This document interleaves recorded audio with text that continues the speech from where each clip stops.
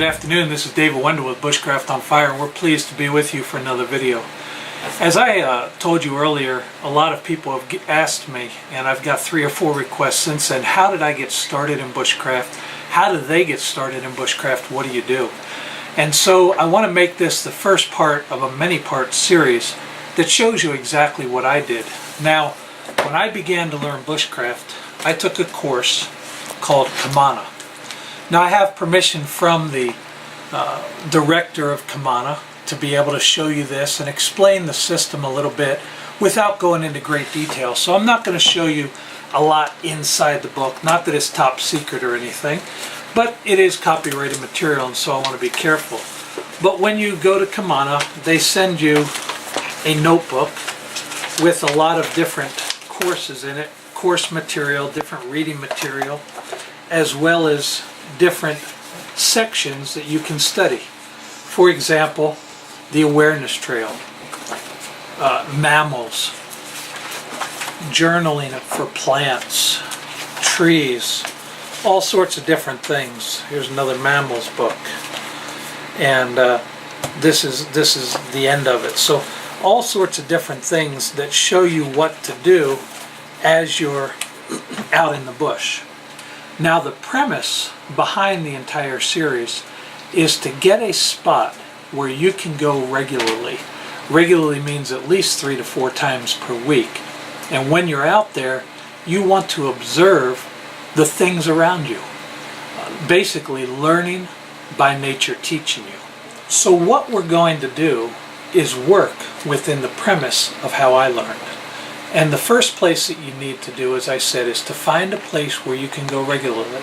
Now, you don't want this 15 miles away from your home where you have to get in a car and drive, because probably you're not going to go. If preferable, it could be within walking distance of your home. It could be in your own backyard. But you want to find a place that has as many different eco-climates as possible. For example, if there's a river, a pond, that's awesome. If there's some hills and some valleys, that's great. If you can find a place that has different nature trails through it, you might see a deer trail or a squirrel run, you may see a mouse run, all different things. That would be incredibly great as well. But the point is, find somewhere that you can get out into nature.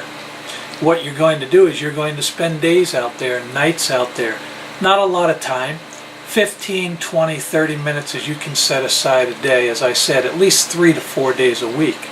And you want to do this for as long as you can throughout all 4 seasons to see how things change. For example, in the spring you may see a shoot come up, not be able to identify that. As the summer comes on, it'll begin to leaf and to blossom. You can identify it, American beautyberry, then follow it through the fall, through the winter, see how it winters. By immersing yourself in nature this way, you get to learn a lot more than just the occasional trip out to all different spots. So the first thing that I want you to do is find what Kamana calls a secret spot. Other courses call it a sit spot. And you can go and find this place, as I said, anywhere. I've heard of people that have done it at the end of runways in LAX. You know, there was a little place out there at the end of a runway. There was like a marsh outside, right outside the airport, and they sat there. It really doesn't matter. Don't get so technical in trying to find the best place. Just find a place and allow that place to be the spot where you're going to go to. Now, once you get to that spot or get that spot picked out, and I'm going to give you about 3 to 4 days to do that, then we're going to go into that spot where we'll be shooting our next video from and show you the first thing that you want to do when you get to that spot. And that'll be mapping the spot out, finding your cardinal directions, putting the landscape in on a map so you can see that back at home in your mind's eye, and so that you can be aware of what's going on at that spot at all times. So that's your assignment number 1, to go out and find some place that's a place you're going to be able to call your own for the next year. If you can build a fire there, that's optimum. If you can stay overnight, that's great, because you don't want to just go out during the day. You don't just want to go out during sunny weather. You want to be able to get out there if it's raining, if it's snowing, if there's a thunderstorm, if it's night, if it's day, maybe stay out there. And we'll be practicing a lot of skills, doing a lot of observation and awareness exercises out at the secret spot. So go find that spot. If you have any questions, feel free to email us. Our email will be right below this video, and I prefer if you send an email than if you replied through YouTube. It makes it a little easier for us because, as I said, we do get hundreds of emails, so it just makes it a little easier to come to our inbox. But get out there, find a spot, and we'll be back with you in a few days on another video to show you exactly how we're going to start this learning process.